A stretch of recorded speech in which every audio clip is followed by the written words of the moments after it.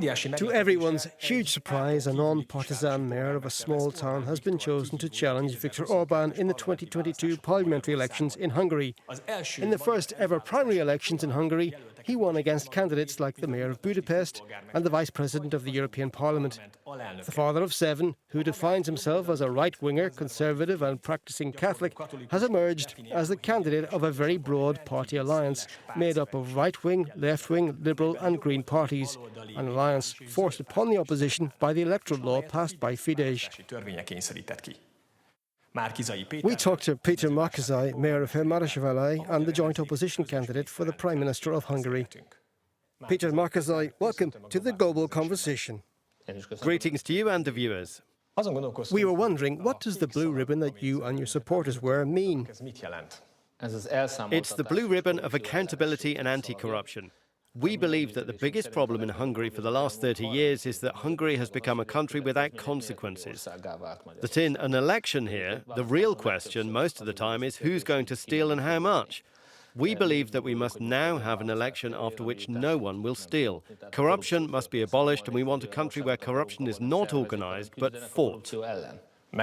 Can this be done within the limits of the rule of law and with a simple majority in Parliament? It can be done by the rule of law. In fact, Hungary will only be a state governed by the rule of law if we make it so. Of course, we do not consider the current situation within the limits of the rule of law. We have an Attorney General who does not fight corruption but covers up criminals. We have an Attorney General who's been entrenched in power. And just last week, an amendment to the law further strengthened this. And we certainly consider his appointment, for example, illegitimate, as it served to keep Fidesz in power, as did many other steps.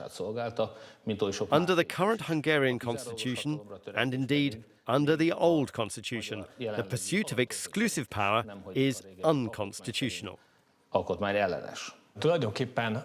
Actually, what you're saying is that this constitution can be nullified in some way, even if you only get a simple majority in Parliament. In that case, and according to many, it could lead to a civil war situation. Are you not worried about that? And what is your response to those concerns? First of all, whether something is legal or illegal has nothing to do with civil war, because when Fidesz hacked Hungarian democracy and derailed the rule of law in Hungary, there was no civil war. The threat of civil war cannot be the subject of a discussion that we must have about the rule of law. And of course, no one wants to override a two-third constitutional majority and its rules with a simple majority. You simply have to proclaim what a constitutional court made up entirely of Fidesz appointees has somehow forgotten to say, that these laws are invalid from the moment they're passed. The country is still quite divided on this issue, and if half of the country is called to the streets, wouldn't this cause more trouble than there already is? If somebody asks me that, does it mean we should not restore freedom of the press, restore democracy and replace the thieves? The fact that somebody is afraid that Fidesz wants to stay in power by violent means should not be a reason for us to accept a completely illegitimate power in Hungary. You see no difficulty in the fact that the vast majority of your voters will be left-wing Liberal people, while you are an avowed right-wing Conservative politician. How can you keep this alliance together until the election? The most important strategic innovation is precisely this. I was able to win in Hódmezővásárhely, and the majority of my supporters in Hódmezővásárhely are left-wing people. They've accepted and also experienced several times that with the support of the entire right-wing and left-wing opposition, we can put forward someone who offers an acceptable and credible alternative, even to right-wingers and former Fidesz voters, so to defeat Fidesz. An EU and international issue for Viktor Orbán is migration and the rejection of a common migration policy. What's your position on this issue? Fidesz often tries to discredit its opponents and make them the target of hate by saying that they all want to take in migrants, which is clearly not the case. Now the opposition parties have agreed that the border fence will be kept, that the fence is a legitimate tool to control illegal migration. Despite Viktor Orbán's hate campaigns against migrants, which is clearly something we must reject, he's increased the number of migrants admitted as quickly as possible. In Hungary, the number of migrants admitted by Orbán has increased very quickly. In 2019 alone, 55,000 migrants from outside the EU were granted residence permits.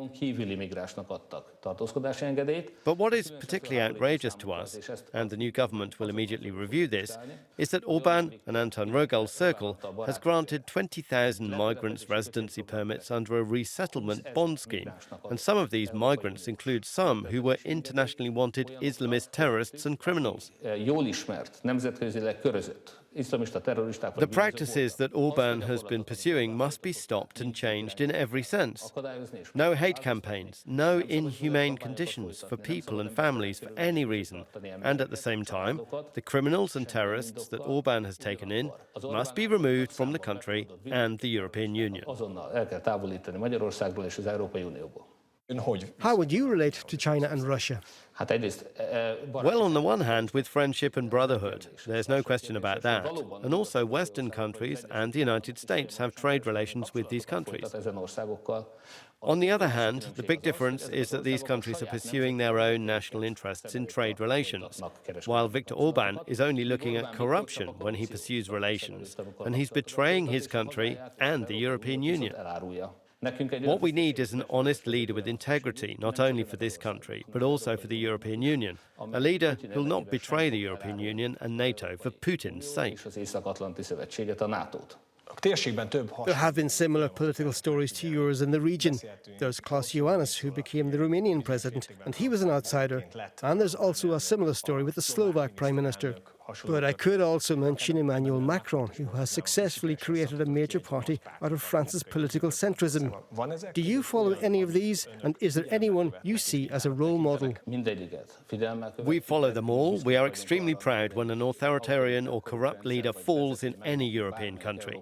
But you have to see that none of these examples were born in an authoritarian regime like Orbán's, where freedom of the press has been virtually eliminated, where the judiciary has been completely subordinated to political ends, and where, for example, an electoral law can be rewritten in a day, where only one party has passed the electoral law and the constitution, where only one party has representatives in the Constitutional Court and the Media Council.